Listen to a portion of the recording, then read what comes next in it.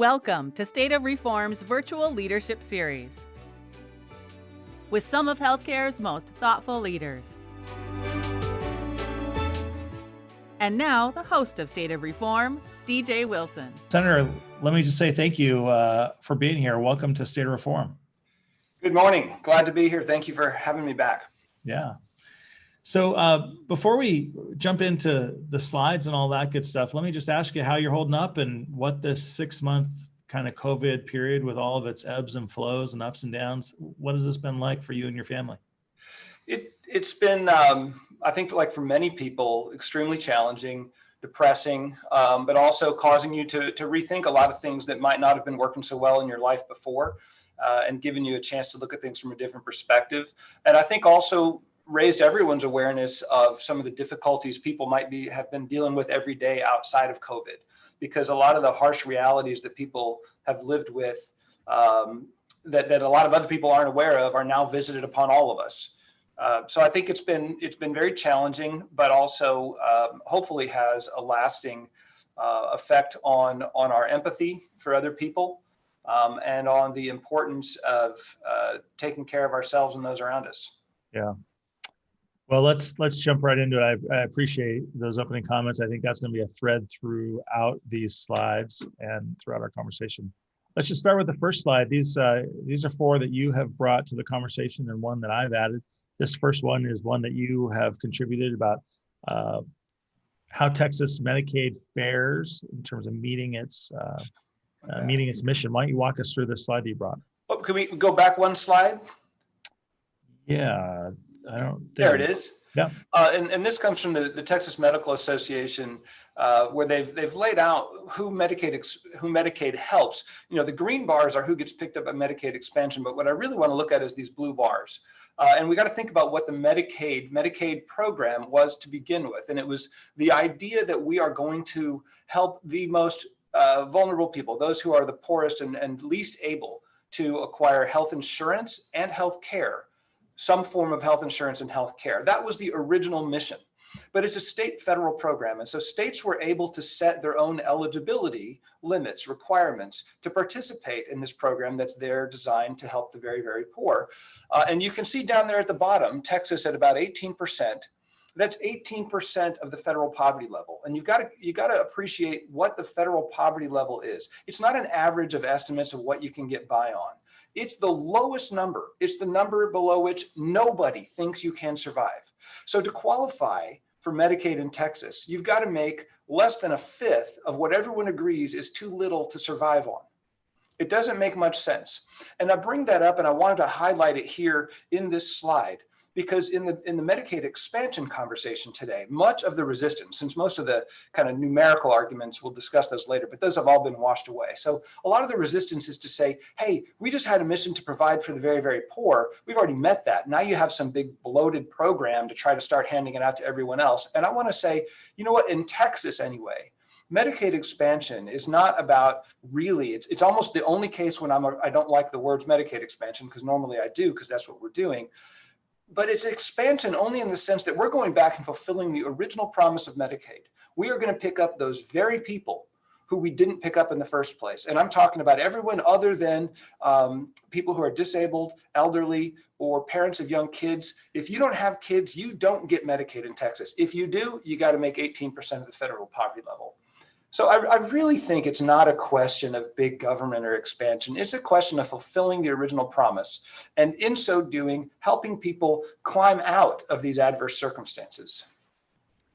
What is different as a result of COVID in the politics and the calculus of Medicaid expansion?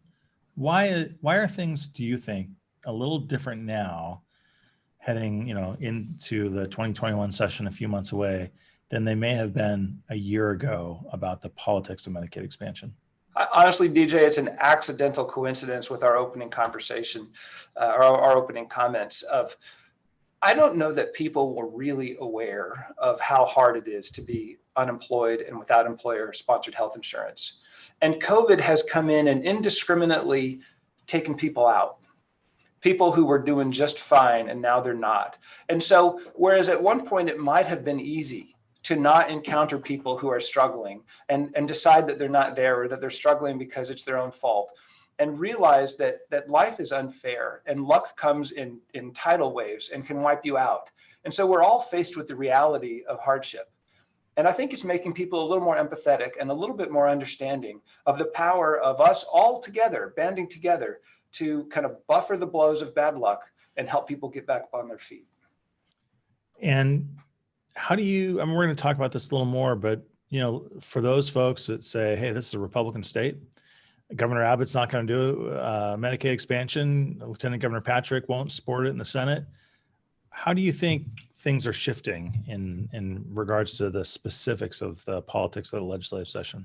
Yeah, as a preview, and it's an important preview because I don't want anyone to doze off right now and think, oh, this is Texas, never mind this conversation. Please stay tuned. The conversation is changing significantly and dramatically. The first factor is the one you just mentioned, that COVID has changed the way people look at things right now. It's also had an effect on the number of people that would be picked up in a Medicaid expansion. But also, I think just the politics of the state is changing. There is pressure right now, if you are a Republican, to do something that makes sense. And if I'm talking about something that helps your constituents, you've got to have a reason not to do it. And then the other factor that's coming, there's two other primary factors that are coming in. Number one, we have a budget crisis. We are in a shortfall, and we're seeing evidence or studies that come in and demonstrate that Medicaid expansion actually is not a net cash loss to the state budget. It's a net cash positive. So anything you can do to bring in another net dollar without levying a new tax on a person or their business is a good deal. If you go to the Episcopal Health Foundation, you'll find studies. You can also find them on my website, senatornathanjohnson.com, TexMedX. I've linked several studies, one by Ray Perryman, one by Randy Fritz and John Pitts, one by Laura Daig of Texas A&M University, and the original study back in 2012 by Billy Hamilton. All four of these studies come at the question of Medicaid expansion, economic impact, cost, benefit, from different perspectives, at different times using different data. They all reach the same conclusion, that either this is definitely a budget positive or it's likely a budget positive. So if you are in the fiscal responsible camp, which I believe is everybody, I consider myself pretty fiscally responsible, but it's really been kind of a hallmark of Republican talking points. You manage our money well. Here's a program that brings money into the state budget at a time of fiscal crisis, and it provides better health care for more people at lower cost and helps contain our overall expanding medical care costs. How do you explain to your constituents you don't want to do that? I think they've got to. So the other factor, in addition to the budget crisis, we've had a brilliantly negotiated long stretch with the federal government where they told us in 2012, your funding is going to be phased out. You've got to expand Medicaid, but we'll carry you along for a long time. We'll give you DSRIP. We'll give you uncompensated care payments. We'll give you all this panoply of support systems as you work into a Medicaid expansion. It's been extended for years. We're now about 4.5 years into our most recent 5-year extension, and there's not going to be another one. And we could lose $12 billion in federal funding. Could we negotiate another waiver under Section 1115? Maybe, but it's not going to look like the old one. We're going to see billions out the door. So we've got a choice right now of billions out the door or money in the door. Again, that's a really hard thing to turn down. And we can talk later about some of the more difficult or interesting elements of the political calculus. But just as math, apolitical Republican Democrat numbers, it's hard to turn this away. Let's jump into this next slide. I see some good questions already getting populated. I'll get to those here in a second. Why don't you walk us through the second slide about the Texas uninsured rate? Well, we talked at the beginning about the fact that Texas has chosen in its state approach to Medicaid to make it extremely limited. Some might say stingy. Some might say derelict in our responsibility, but let's not say any of that. Let's just say maybe it should be corrected in light of what we have seen. And here's what we've seen. This goes back to 2000. From 2000 to 2019, Texas has led in the worst possible way, and not by just a little bit. Because we are so restrictive in our Medicaid eligibility, we always have the highest uninsured rate in the nation, not by a couple points, by a huge margin. We even are 7 points higher than the other non-expansion states, who themselves are 4 points higher than expansion states. So it's been kind of a disaster, and it's costing us money. And that's the other thing people got to realize. In the Perryman study and the Hamilton study, you'll see that because people are uninsured, we are decreasing our productivity. We're hurting business prospects by not giving people access to healthcare and access to health insurance. Not to mention the fact that you have people who feel bad and every day have problems with mental health and problems getting up, problems finding jobs. It's really not worked out very well.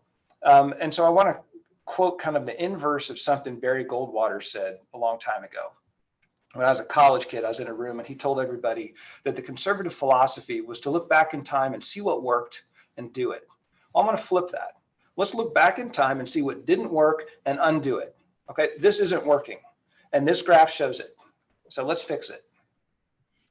So Senator Jim Parabak of Texas Health Resources asks about where should we draw the line? What percentage of the poverty level would you like to see the threshold set at for Texans to be eligible? Medicaid expansion goes up to 138% of federal poverty. You already talked about Texas having a low threshold. Jim asks, where's the right level vis-a-vis expansion in Texas? And I will add about perhaps the fiscal implications of one threshold versus another. Sure. There's several thresholds we look at in the healthcare sphere, beginning at 400% and on down to other levels, because there are various federal subsidies that kick in above 138% of the federal poverty level.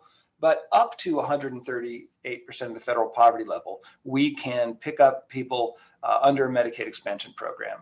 And because that money comes in 9 federal dollars to 1 state dollar, it's in our financial interests, as well as I think within our social responsibility, as well as in our own interest in having a thriving workforce, to go ahead and put it up to 138%. By the way, that's the program. To do something like that, we need to get special permission from the federal government. And I know that drives people crazy, but this is a joint federal state partnership where they're giving us $9 for every one. I don't think we ought to try to make it 119% instead of 138%. So the answer to this very clear question is a very clear number: 138% of the federal poverty level for purposes of the state Medicaid program. Now, doesn't mean we don't have anything else to do between 138% and 400% and on up to people who enjoy employer-sponsored health insurance. And I don't want my energy and enthusiasm for Medicaid expansion to suggest that we don't have larger issues to deal with across the spectrum of healthcare in terms of costs and delivery and systems, competition, bringing down rates, transparency, all of that's out there. But right now we're in this discussion, I want to focus on Medicaid expansion because obviously it's a gaping hole, but also it's a very, very large area in which to I think we've got an opportunity to do something really great. That's the advantage of going near last in the nation. We've looked around to see what works. And to the extent we can implement changes in the Medicaid program, not just eligibility, but how it functions, the success of those changes influences the private sector as well, where we can have a lot of, the private payer sector learning and copying the public sector payer and vice versa. Right when the legislature will have begun to, of course, wrap up its work. Let's imagine a space where Medicaid expansion happens in the 2021 legislative session. That's won't be an easy task for anybody, but let's imagine your vision comes into play. Steve Love from the Dallas-Fort Worth Hospital Council asks, what do you think about the ACA repeal, where Attorney General Sessions has led Texas as the chief litigant in the Texas versus California case? That case will be heard the week of November 10th, but it will be decided in June, just as the legislative session is winding down. So what do you think about the ACA decision and its potential impact on Medicaid expansion? Yeah, I don't think it's going to have any impact whatsoever on Medicaid expansion other than to maybe scare a few people. If you look at this, I don't think there's any possible way the ACA falls without at least being modified to not fall. So here's my analysis of it. I would love for Ken Paxton to drop that asinine lawsuit. This is one of the dumbest things Texas has ever done. We should be partnering with the federal government on this, not suing it. And I'm not usually that aggressive in my statements, but it's really a huge obstacle. We need to move forward with this, not backwards. But meanwhile, you look at the United States Supreme Court and who's going to be on the court, and you say, oh my gosh, it's a conservative court. Do a Google search for conservative judicial analyses of the trial court opinion that's up on appeal. And what you'll find is very, very conservative judicial scholars saying that I hate the Affordable Care Act. I thought it was unconstitutional in the first place, but this latest basis for challenging it holds no legal credibility. And so the court, for all its conservatism, I think if it's going to be a legitimate institution in the United States, it's going to have to take kind of a little more of a law professor, a conservative law professor's view of this challenge, and it's exceedingly weak, exceedingly weak. I don't think it will go down. It has survived much stronger challenges than this. Now, could it go down? It's hard to fathom, but if it did, everybody should note that right now, Trump is saying, I've changed Obamacare. No, he didn't say that. He said, I've replaced it. He didn't. He's making a few modifications, but look at what he's doing. He's getting rid of the individual mandate as a component of it. Now, whether that's wise or not from a functional standpoint, the individual mandate is the basis of the constitutional challenge. The presumption is that without the mandate, the whole act falls because that's what it was in. Well, if Trump rewrites it to not have the mandate, and there it is, unconstitutional mandate becomes irrelevant. I think Trump himself is trying to steal the Affordable Care Act from being toppled by the Supreme Court just in case. Next factor, 39 states have expanded Medicaid. That's 78 senators and a heck of a lot of representatives who are going to sit there with their arms crossed while the Supreme Court removes billions and billions and billions of dollars from funding from each of those states? I don't think so. It's a pretty easy fix. I mean, everything's a little bit hard, but that's their job. They'll get in, they'll draft something to fix it. Now look at the elections. Personally, I don't think it's very likely that a Trump administration is going to be around a whole lot longer. I think it's going to be the Biden administration. I think we're going to have a democratically controlled Congress. If it's split between the chambers, again, Republican or Democrat, many Republican states, Republican governors, Republican legislators have opted to expand Medicaid and have done so successfully to the betterment of their states.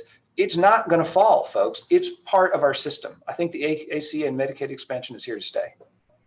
We're talking with Senator Nathan Johnson, a Democrat out of the Dallas area. And of course, we like to get as many different perspectives as we can. We've got our Governor Abbott's coordinator, the commissioner for the Department of State Healthcare Services, Dr. Hellerstedt, joining us here later this afternoon as our afternoon keynote. So appreciate your thoughts here, Senator. Let me ask you, we talked about Attorney General Ken Paxton. He made news in the last couple of days regarding allegations from staff in his office, whistleblower complaints in effect about his behavior and allegations of taking bribes and other pretty stark comments. Some Republicans have called for him to step down if these are true. What do you make of the allegations, and what do you think of the news out of Attorney General Paxton's office? The allegations are certainly very disturbing, but they are allegations, and I'm not in a position to judge their veracity, and I don't wish that kind of turmoil on anybody. Obviously, I wish that Attorney General Paxton would pick up a different agenda, and to the extent that this might throw a wrench in the Supreme Court appeal, great. But it is definitely not for me to comment on the significance of these allegations before more things happen. I just hope that if Paxton does have to go, that his successor has a better approach to this issue. Let's take a look at this next slide that you brought us. Jump in. This one gets to some of the costs and the revenue topics that you brought to the conversation. Tell us what we have here. This comes from the study, and you can see the link there by John and John Jr. Pitts and Randy Fritz, who used to head up the State Health and Human Services Agency. This is not some wishful projection. These are cold, hard numbers. And as I said before, there have been a number of studies. They reach slightly different numerical conclusions, but they all point to the same place. One reason I chose to put this one up there is the approach here was to simply take a look, never mind projections about increased business activity and resulting net increased sales tax revenues and those kinds of things, although that's very, very real. Some people like to say, well, that's just a hunch. Well, these aren't hunches. What this study does is take a look and says, how much money does Texas spend on indigent healthcare? How much of that would we not have to spend of our own money if we did a Medicaid expansion? And then secondly, right now, under existing state law, health plans have to pay 1.75% in taxes on the cost and value of their health plans. When you expand Medicaid, that's a lot more people and a lot more policies. And so you will see a resulting 1.75% increase. So there's a savings component. What aren't we spending? And then there's a new revenue component. When you add those together, you get more than the total cost of expansion. All this is based on very conservative estimates about what the take-up rate would be, how many people would cover, and what the cost would be. These are deliberately conservative numbers. And you come out with $100 million surplus in a biennium in a Medicaid expansion program. That's assuming that Texas does something that virtually no other state has ever done in Medicaid expansion, which is to take state tax dollars and pay for it. Most states do it through some combination of fees imposed on either hospital systems, insurance plans, sin taxes, other things, all things that are worked carefully. And if Texas goes that road, we're going to have some very, I think, very well informed and meaningful conversations with all the stakeholders. Everybody's aware how it's being done around the rest of the nation. But again, if we do it with state revenue and don't put any additional fees on anybody, we still profit. If we do it like other states, this could add $1.4 billion to the state budget per biennium. That's real money. So it's really, it's a staggering prospect for people to ignore. It's hard to ignore. So one way to ignore it is say, come on, where are those numbers? That stuff's not real. The slide shows you a couple of places where it's quite real indeed. Existing Medicaid groups, $106 million. There are certain populations that currently are covered under the state Medicaid program where we get a 60-40 match from the federal government. That if we were to expand, those same patients would be eligible under the expanded population where we would get a 90-10 match instead of a 60-40 match. So we would save that much money. Other places like the state health programs, I'll choose, for example, healthcare for incarcerated prisoners, people who have to be taken out of the prison system for more or less emergency acute medical care in state hospital systems. The bill for that is about $250 million. All of that gets picked up under a Medicaid expansion. So there's $250 million in savings right there. So total savings, you see they add up $704 million a year. We don't have time here to itemize it, but I would encourage you, don't take my memory or my word for this, go to this website, look at these studies, look at the one by Hamilton, look at the one by Perryman, look at the one by Laura Daig at Texas A&M, and look at this one by the Pitts-Fritz study, because it's really compelling what we're looking at from an economic standpoint. And as you have in there, that link is, we'll take folks to the Episcopal Health Foundation. Elena Marks and her team are doing really, I think, smart stuff in terms of elevating topics and elevating the data that drives some of the thinking around those topics. One of the areas they have spent a lot of time on is on the social determinants of health. And Maureen Milligan asks a question related to those. She says, Senator, what role do you see community providers, i.e. hospitals and community-based organizations and physicians, what role should they play in providing integrated care coverage for Texas? And how can communities address these social determinants of health when they think about health equity? It's a great question. Take her away. Great question. Very important. And it's pretty much all good news. I guess the only thing better is if we'd been paying attention to this all along. We haven't been. But there are many excellent organizations out there who are trying to address what we're calling social determinants of health. I think probably everyone on this call understands what we mean, but the things outside of healthcare that affect your health. And they're very often things that aren't covered by, for example, indigent healthcare dollars, Medicaid dollars, whether it's nutrition or air conditioning or transportation or your proximity to a power plant or, these are things that people have never thought of before in terms of healthcare, but they're driving ill health and they're driving costs. The community network of providers and the healthcare providers are actually right now, without necessarily any strong impetus from the government, federal or state, have already figured out that this is an area where we can make people much healthier, save money, and fulfill that mission of public health. So we have private plans, several of them on this call right now, who are doing really excellent, groundbreaking work, partnering with community social determinants, community services, social services organizations to make life better for their patient pool. And it also lowers costs, which lowers costs for all of us. Where can the state play a role? We're going to see some legislation out of my office that is going to encourage that kind of cooperation.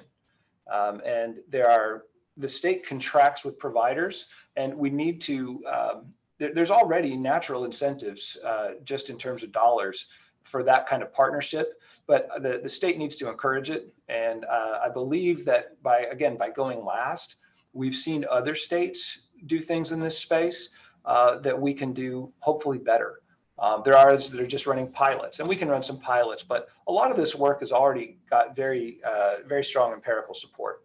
So it's an excellent question. It's an excellent field of opportunity for us to start putting together a very strong network of social services and healthcare services. So let me move away from the weeds of health policy for a second and ask about the base logistics of running the Senate in a pandemic.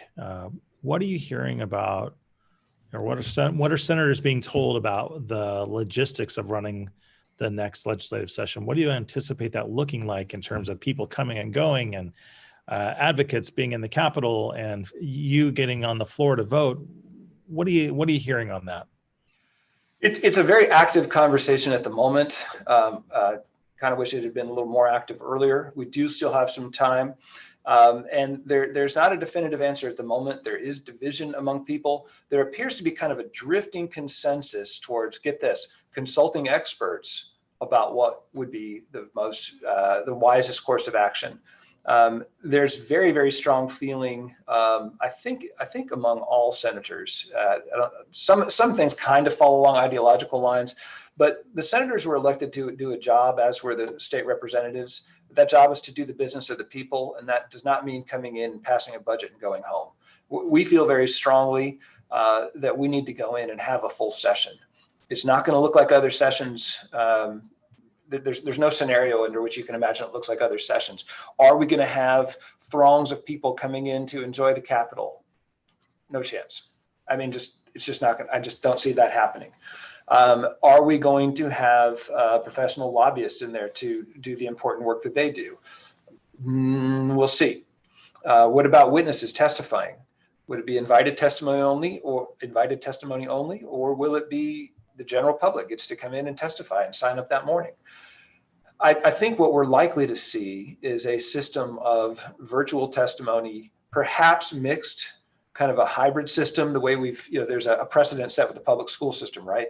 The state, not the legislature, because we haven't met, but the state has asked the schools to run a hybrid system of learning where you've got reduced number of people there. You have the option and the requirement of distance learning, virtual. There's a lot of talk about maybe we'll have a limited number of people in the Capitol for purposes of testimony, and the rest of it could be virtual. But that's not decided. We had yet to see. There's still got to be figure out what's possible technologically, and there is still talk of essentially throttling the flow of legislation. Say, look, we only can run 2 committee rooms safely, so we're only going to hear a few bills. I personally don't think that's acceptable. So the word is still out, it sounds like. I think we could use some public pressure to get the job done. I think that would be great. Let's take a look at this next slide here. You've spoken to this in your comments already, but why don't you walk us through the slide you brought here for us? Yeah, on the right side, I've already kind of rambled about why I think that this Supreme Court appeal is not particularly relevant. In that statement, I neglected to say that more evidence that I don't think the Trump administration is intending for the ACA to fall, or that conservatives generally, if they look at it really seriously, I think Trump said, turns out healthcare is hard. The Center for Medicaid and Medicare Services under Donald Trump has offered Medicaid expansion block grants. And people like to call them block grants, but I like to call them Medicaid expansion block grants because that's exactly what they do. They pick up adults age 19 to 64 up to 138% of the federal poverty level. Most of us who are really serious on the subject think that's an inferior mechanism, but it does testify to the fact that I don't think anybody wants this to go down.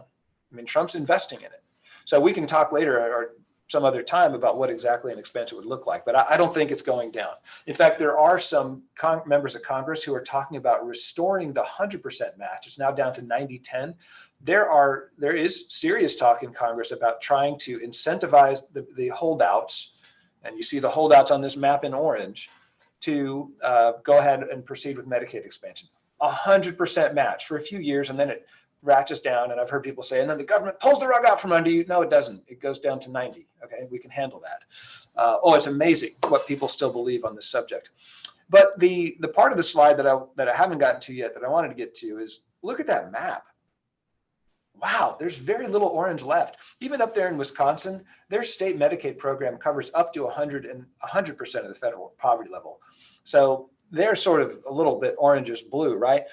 But the momentum is overwhelming. We got states like Oklahoma voting to expand Medicaid. I mean, how much longer can we hold out? How much longer can we recruit employees to Texas looking like the one state that's not got this figured out? So that's the national map. Down here on Texas, okay, yes, I've oversimplified, but I got a red Texas in 2018, a purple in 2020, a blue in 2022. And I don't want to talk about it originally in terms of healthcare. Go back to 2016, 2014, when Texas was very strongly Republican. Education became a big issue. And in the 2018 elections, or going into the 2018 elections, it was still pretty strong Republican control of the state. And by the way, I'm going into partisan discussions only as it pertains to where we might be headed in terms of who votes for what. When public education became a weak issue for Republicans and they lost a lot of seats in 2018, the next session, we passed landmark education reform. People got the message, and it was bipartisan. Republicans and Democrats working together, and they did something really good. We're still working out a lot of the details. Going into 2020, the elections that are coming up very, very soon, it is widely anticipated that control of the House will either go to the Democrats or be so narrow that nobody has really any control of it. And you know what people are talking about? They're talking about healthcare. And I said it 2 years ago, the issue of this session is going to be healthcare, specifically Medicaid expansion. Not many, but a few Republicans are right now talking and saying, I support Medicaid expansion. A lot more people are talking in the back rooms about what we can do, what it would look like, what do we call it? And I think it's very important that we observe that if the state is turning purple politically, and one of the driving forces is healthcare, how do we get it across the line, right? Is this a mission to flip the state on this issue? Not at all. But if I were a Republican, I would be 100% behind this issue to preserve my political power. Otherwise, you look at 2022, I put a question mark there. I don't know, is it going to be solid red, solid blue? I don't know, but the trend is in the bluish direction. And either there's going to be, this is my prediction, either there's going to be Republican support for Medicaid expansion this session, it will be a purple state, or there won't be, and it'll flip in 2022 and we'll pass Medicaid expansion then. It's a dangerous prediction just because predictions are often wrong, but that's just the direction I see things going. And I don't say that any partisan way, that's just the direction I see things going right now. So you've talked about Republicans and the logic of Republicans becoming more active on this issue and being willing to engage on healthcare.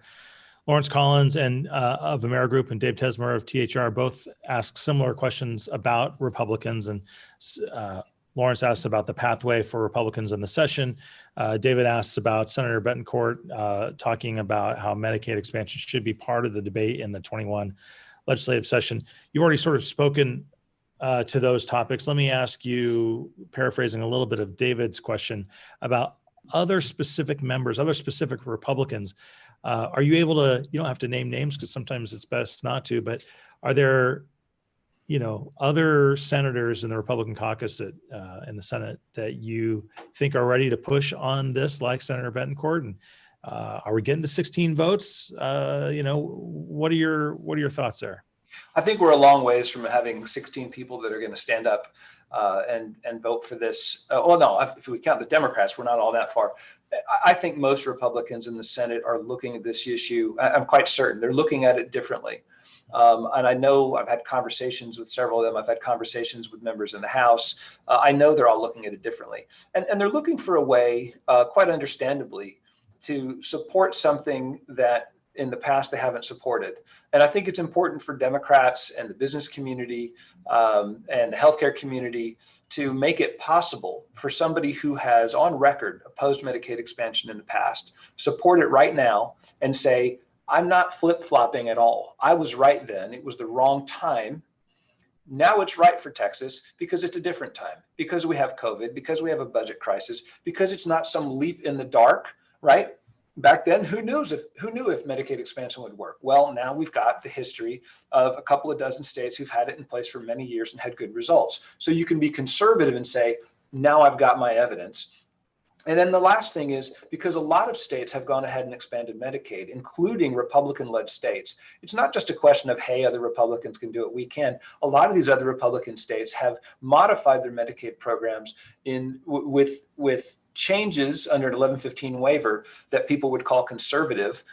Some of them I don't think are so good. Others of them are very, very good, right? I mean, if you look at some of the things that Indiana and Ohio did, and a Republican today, and a Democrat for that matter, can look at Medicaid expansion not as some bloated federal program, but we have an existing MCO model in Texas that can work brilliantly well. And if we can capitalize on that structure, building on the way things are already done in Texas, pick up some help from the federal government and incorporate elements that other conservative states have done and add money to the budget, you can say to your constituents, hey, that was never the case. I did not want to do it 6 years ago when we didn't have all these pieces in place, but now we do. Now we can do this. So as somebody elected to lead, I'm not going to be confined by something I said 5 years ago in different circumstances. I'm going to see what's in front of me right now. And right now, this is where we got to go. I think that's a huge victory. Take the partisan stuff out of the picture. Let's just do this. The only way it becomes partisan is if a party refuses to act in a way that serves the state of Texas. I don't think this needs to be partisan, and it really could be, much like education, a bipartisan victory. And then finally, the experience with public education is the thing that keeps me optimistic, that we really can at some point recognize that this is not about left and right, conservative, liberal, all that kind of stuff. It's about taking care of people and our economic growth and our economic responsibility. So we're just down to another minute or two here, Senator. I want to make sure we get to this last slide. This a slide that I brought to the conversation, and it's a slide produced by SAMHSA, the Substance Abuse and Mental Health Services Administration at the federal government, and it compiles a list of the academic studies about the resiliency of people in a time of a disaster, an emergency, or a pandemic. And this chart shows that there are a lot of peaks and a lot of valleys along the way. It's not linear at all, but that as you get into the second half of the first year, it gets a little darker, a little dimmer, a little less hopeful. And that it takes till the first year anniversary till things start to recover. And so if this is the reality of our world for the next few months at a collective way, let me ask you the opposite, or question, Senator, about what gives you hope. What do you look to right now in your personal or professional life? Something that really, gets you excited and lifts your spirits. I've been impressed by how well the families that I know have dealt with the changes the COVID world, and the ability of people to take really hectic and crazy lives, make them worse with the COVID crisis, and find things that have made them better. Our family has spent a lot of time together, and we'll value this. We'll look back on this time and say, oh, I'm glad we're not in COVID anymore. But we did kind of re-examine our lives and find that having friends and having family has made all of us a little stronger as we face the future. And I think it has galvanized our determination to a lot of people. I don't want to be trite, but make the world a better place. Right? We're struggling right now, and when we come out of this, we understand what it means to have our world turned upside down. And so maybe we will take greater satisfaction, moment to moment, interaction to interaction. And when we are more aware of how much we mean to each other, we tend to get together and do better things rather than dig in and have battles for the sake of battles. Very good. Senator Johnson, we'll let that be the last word. I appreciate you making time, sir. Thanks for being with us. Thank you so much for having me here. Good to see you. Thanks for joining us in this virtual conversation and for your support of our work at State of Reform.